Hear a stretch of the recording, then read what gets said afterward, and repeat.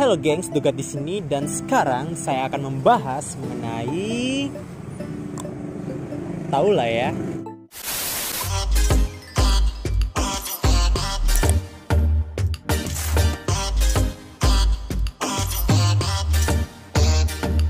Pada tahun 2011, survei dilakukan oleh Amerika kepada anak usia 14 tahun sampai 17 tahun dan didapati bahwa 73% anak laki-laki dan 48% anak perempuan sudah pernah melakukan masturbasi sekurang-kurangnya sekali dalam hidupnya. Tentunya di dalamnya termasuk orang Kristen, di mana mungkin sedang bergumul dengan masturbasi. Belum cukup sampai di situ, pada tahun 2015 dan pada tahun 2016, situs penyedia video dewasa melakukan survei sangat mengkhawatirkan, yaitu Indonesia menempatkan peringkat kedua dalam pengaksesnya. Mengkhawatirkan bukan? Iya, sangat mengkhawatirkan. Kan cuma menonton, bukan berarti masturbasi. Ya, tepat sekali. Ketika nonton video itu, terus kamu ngapain? Kamu menikmatinya kan? Serta berfantasi dan berujung pada malam-malam gini buka sosmed, bosen lah. Buka website favorit gua aja ya. Gak apa-apa lah sekali-sekali. Hei kamu, iya kamu yang sedang senyum-senyum itu. Barangkali kalian ada yang berargumen seperti ini. Apa? Masturbasi itu dosa? Kan saya melakukannya dengan diri saya sendiri, tidak merugikan orang lain. Jadi kan bukan dosa. Sebenarnya ini adalah alasan klasik yang sering dibuat-buat untuk membenarkan masturbasi itu. Saya akan menjawab hal ini dengan 3 poin. Poin pertama, dosa tidak hanya ditentukan ketika perbuatanmu itu merugikan orang lain. Tetapi ketika kamu sudah membuat hati Tuhan sedih, itu sudah berarti kamu berbuat dosa kepada Tuhan, karena kamu melanggar perintah dan hukum-hukum. 2 air cukup lah ya. Loh, kopiku di mana? Iya.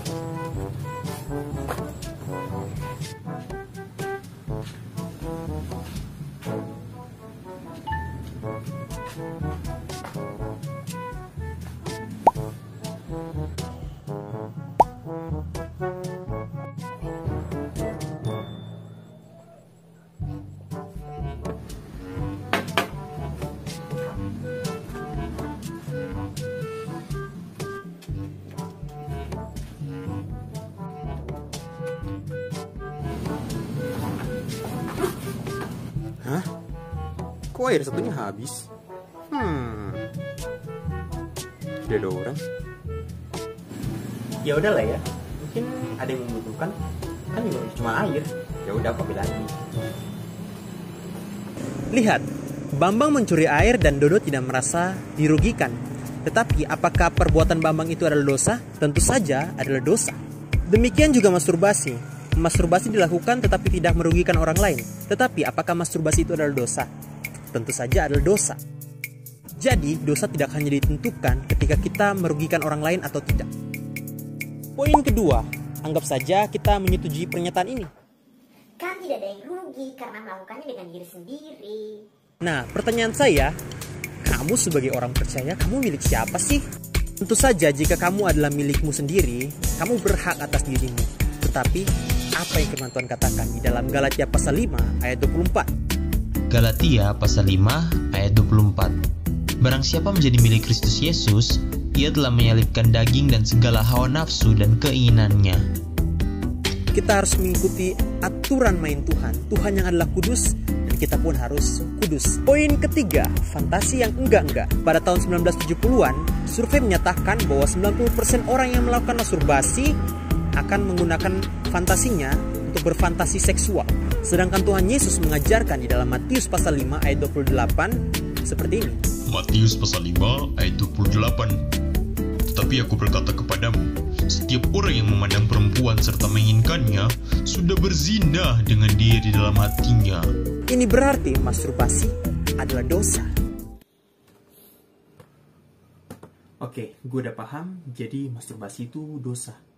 Udah, akui aja kalau masturbasi adalah sebuah tindakan dosa. Toh juga ketika kalian melakukan masturbasi, kalian merasa bersalah bukan? Mari kita melihat apa yang Alkitab katakan mengenai masturbasi. Paulus mengatakan dalam suratnya 1 Korintus pasal 6 ayat 18, jauhkanlah diri dari percabulan. Teman-teman, istilah percabulan adalah istilah yang sangat luas, antara lain seperti yang ada di list ini.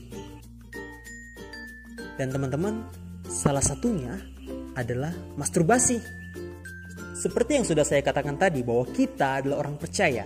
Menariknya, di dalam Alkitab, Paulus sering menggunakan frasa orang-orang kudus kepada orang-orang percaya.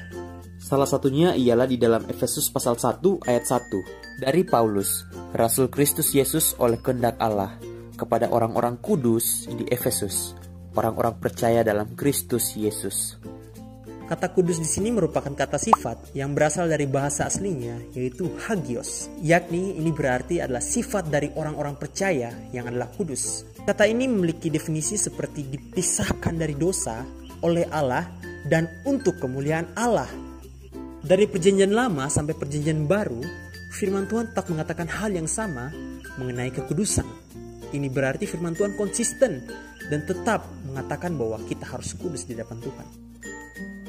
Imamat pasal 20 ayat 26. Kuduslah kamu bagiku, sebab aku ini, Tuhan, kudus, dan aku telah memisahkan kamu dari bangsa-bangsa lain, supaya kamu menjadi milikku. Dalam perjanjian baru pun, Rasul Petrus mengutip apa yang sudah dikatakan di dalam perjanjian lama, di dalam suratnya 1 Petrus pasal 1 ayat 16. Sebab ada tertulis, kuduslah kamu sebab aku kudus.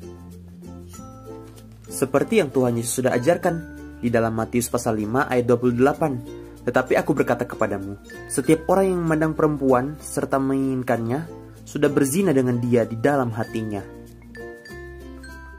Jadi, kita yang adalah orang-orang kudus pun harus memisahkan diri dari dosa. Dalam hal ini, masturbasi.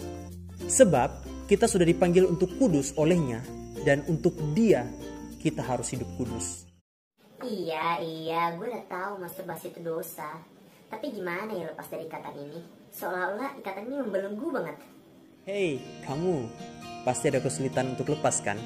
Walaupun sebenarnya dalam hati ingin bisa lepas dari keterikatan ini. Ya, tentu bukanlah hal yang mudah untuk bisa lepas dari keterikatan dosa ini ya teman-teman. Sulit banget. Seolah-olah kita seperti terikat oleh masturbasi ini. Namun, ada beberapa hal yang bisa saya bagikan kepada teman-teman untuk teman-teman coba. Pertama, tetaplah berdoa dan minta pertolongan dari Tuhan agar teman-teman bisa lepas dari keterikatan dosa ini. Dan tetaplah berjuang. Kedua, jauhilah segala pemicu-pemicu yang membuat teman-teman berhasrat untuk melakukan masturbasi. Seperti jauhi akses-akses atau menutup akses-akses kalian untuk ke situs-situs porno.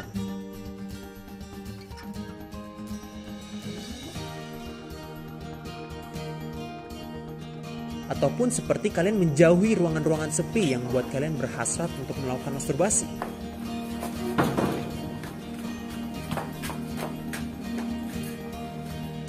Dan jauhilah pemicu-pemicu lain yang teman-teman miliki.